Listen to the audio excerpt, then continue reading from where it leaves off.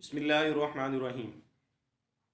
आज आपके सामने रसूलुल्लाह सल्लल्लाहु अलैहि वसल्लम के बतलाए हुए उन अमाल में से एक अमल बताना मकसूद है जिस अमल के ज़रिए इंसान के लिए जन्नत के सारे दरवाज़े खोल दिए जाते हैं। और वो अमल हज़ूर सल्लल्लाहु अलैहि वसल्लम से हज़रत उमर इब्न ख़त्ताब रज़ी अल्लाह ताला अन्हु ने नकल किया है।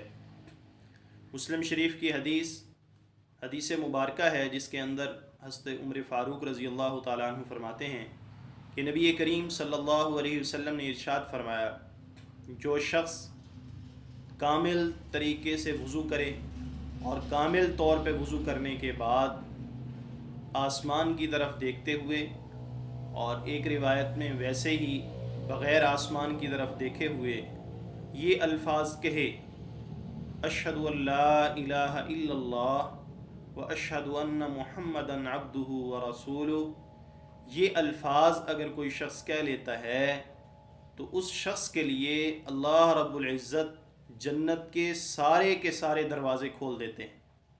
अमल बहुत मुख्तसर है, बहुत आसान है और हम ऐसे आमाल करते भी हैं, कामिल वज़ू करते भी हैं।